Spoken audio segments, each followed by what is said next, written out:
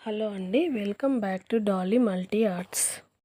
ఈరోజు మనం రాహుకాల సమయంలో దీపం వెలిగించడం వలన కలిగే లాభాలు ఏంటిది అనేది మనం తెలుసుకుందాం. ముందుగా మా వీడియోని అందరూ లైక్ చేయండి, షేర్ చేయండి మరియు మా ఛానల్ని సబ్స్క్రైబ్ చేసుకోండి. జై శ్రీరామ్ అని కామెంట్ పెట్టండి. రాహుకాల దీపాలు వెలిగించడం వలన కుజదోషాలు, కాలసర్పదోషాలు, వ్యాపార కుటుంబ దోషాలు, ఆర్థిక బాధలతో సతమతం అవ్వడం, అలాగే అప్పుల బాధలు ఇలాంటివన్నీ కూడా పోవడానికి మంచి చక్కని ఉపాయం ఈ రాహుకాల దీపారాధన. ఈ రాహుకాల దీపారాధన వలన శక్తి స్వరూపిణి అయిన అమ్మవారు అనుగ్రహించి ఇతి బాధలను తొలగిస్తుంది. మీ కుటుంబానికి ఉన్న కష్టాలన్నీ తొలగిపోయి మీ ఇంటికి ఐశ్వర్యం ప్రాప్తిస్తుంది. రాహుకాల దీపాలు ఎలా వెలిగించాలి, ఏ రోజున వెలిగించాలి, ఈ దీపాలు వెలిగించడం వల్ల ఎలాంటి ప్రయోజనాలు కలుగుతాయో మనం ఈ వీడియోలో తెలుసుకుందాం. మా వీడియోని పూర్తిగా చూడండి. రాహుకాల దీపం అనేది నిమ్మకాయల దీపం. నిమ్మకాయలతో వెలిగించే దీపాలను రాహుకాల దీపాలని అంటారు.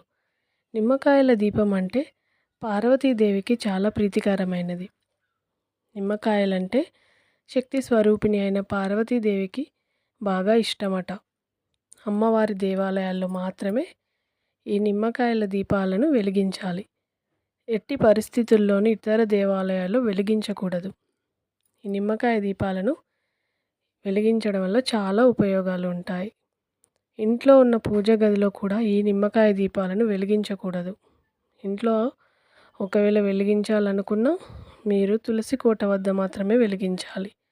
ఒకవేళ మీరు పూజా గదిలో ఈ నిమ్మకాయ దీపాలు వెలిగించారంటే ఆ ఇంట్లో సంతోషం ఉండదు. సంసారంలో ఎప్పుడు గొడవలు అవుతూ ఉంటాయి. ఆర్థిక వ్యవహారాల్లో నష్టాలు సంభవిస్తాయి మరియు అకాల మృత్యువులు సంభవిస్తాయి. కాబట్టి ఇంటి పూజా గదిలో వెలిగించకూడదు. కాబట్టి ఈ రాహుకాల దీపాలు అమ్మవారి దేవాలయాల్లో మాత్రమే వెలిగించాలి.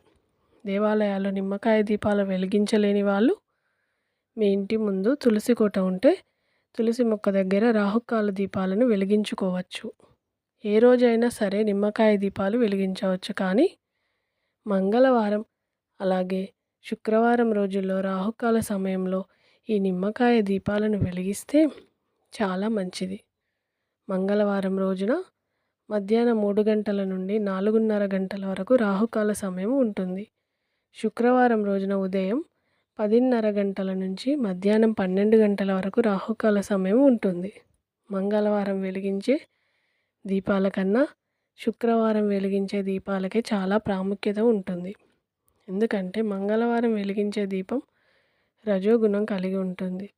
శుక్రవారం వెలిగించే దీపం సత్వగుణాన్ని కలిగి ఉంటుంది. శుక్రవారం రోజున అమ్మవారికి వెలిగించే నిమ్మకాయ దీపం వల్ల మీ కుటుంబం అంతా ఆయురారోగ్యాలతో తరతరాలు తరగని ఐశ్వర్యంతో నిండి ఉంటుంది. అసలు ఎన్ని దీపాలు వెలిగించాలంటే కనీసం 9 దీపాలనైనా సరే వెలిగించాలి. ఇక ఈ దీపాలు వెలిగించాలంటే స్త్రీలు తలస్నానం చేసి ఇల్లంతా శుభ్రం చేసుకొని మీ ఇంట్లో మామూలుగా దీపారాధన చేసుకోండి. తర్వాత మీ ఇంటి దగ్గర ఉన్న ఏదైనా అమ్మవారి గుడికి వెళ్ళి రాహుకాలంలో ఈ నిమ్మకాయ దీపాలను వెలిగించాలి.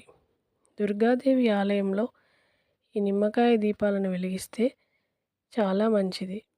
అమ్మవారి గుడిలో ముందుగా అమ్మవారిని దర్శించుకొని గుడి చుట్టూ ప్రదక్షిణాలు చేసి అమ్మవారి ఆలయ ప్రాంగణంలో ఒకచోట కూర్చొని రాహుకాల దీపాలను వెలిగించాలి.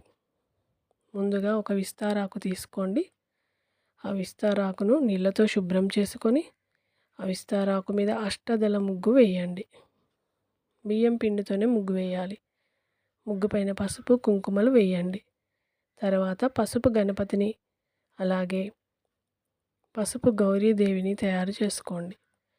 కొద్దిగా పసుపుని తీసుకొని అందులో పాలు కానీ నీళ్లు కానీ పోసి పసుపు గణపతిని అలాగే గౌరీదేవిని తయారు చేసి కుంకుమ బొట్లు పెట్టి మీరు వేసిన ముగ్గు గణపతి అలాగే గౌరీదేవిని ప్రతిష్ఠించుకోండి ఆ ముగ్గు లోపల.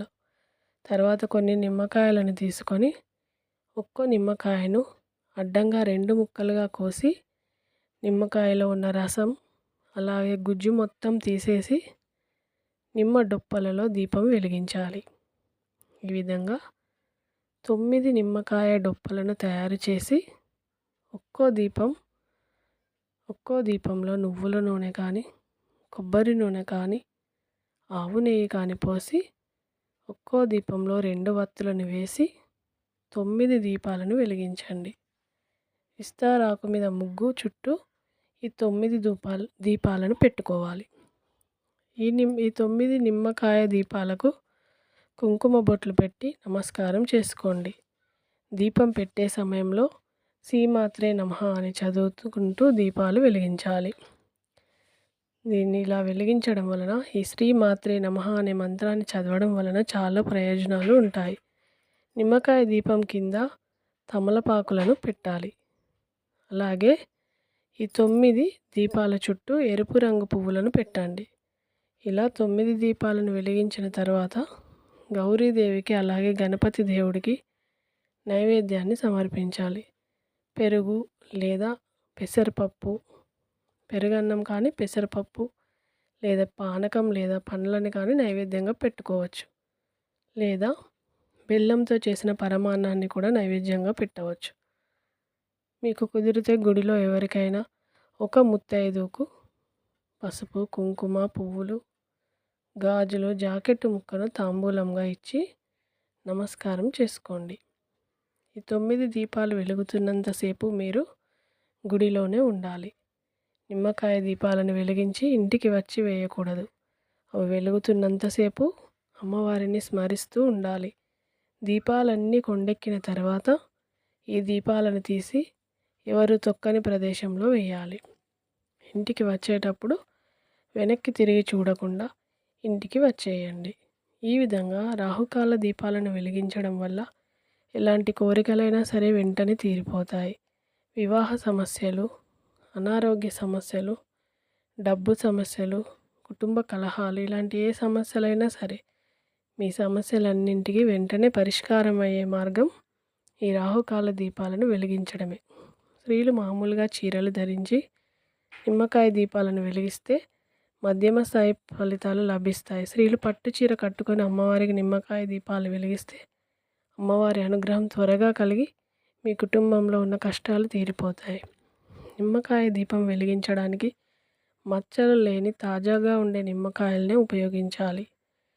నిమ్మకాయల దీపం వెలిగించేటప్పుడు ఖచ్చితంగా తెలుసుకోవాల్సిన విషయాలు ఏమిటంటే, ఒకే ఇంట్లో ఉన్న 2 మహిళలు ఒకే చోట నిమ్మకాయ దీపాలను వెలిగించకూడదు. ఇంటి లోపల కూడా నిమ్మకాయ దీపాలని వెలిగించకూడదు. బాహిష్ట సమయంలో ఉన్నప్పుడు కూడా నిమ్మకాయ దీపాలను వెలిగించకూడదు. మహిళలకు పీరియడ్స్ వచ్చిన 5వ రోజున నిమ్మకాయ దీపాలను వెలిగించకూడదు.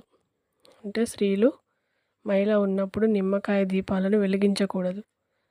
మీ ఆరోగ్యం సరిగ్గా లేనప్పుడు నిమ్మకాయ దీపాలను వెలిగించకూడదు. పండుగ సమయాల్లో, పెద్దల తిథి కార్యాలు ఉన్న రోజుల్లో నిమ్మకాయ దీపాలను వెలిగించకూడదు. మరియు పిల్లల పుట్టినరోజుల నాడు అలాగే పెళ్లి రోజున కూడా నిమ్మకాయ దీపాలను వెలిగించకూడదు. నిమ్మ దీపంతో పాటు ఇంకో నూనె దీపం వెలిగించకూడదు. ఇలాంటి నియమాలను పాటిస్తూ మీరందరూ రాహుకాల దీపాలను వెలిగించి మీ యొక్క సమస్యలన్నీ తీర్చుకోండి. మరియు మీరందరూ అష్టైశ్వర్యాలతో ఆనందంగా ఉండండి. మీకు ఈ వీడియో కనుక నచ్చితే లైక్ చేయండి, షేర్ చేయండి. Thank you for watching.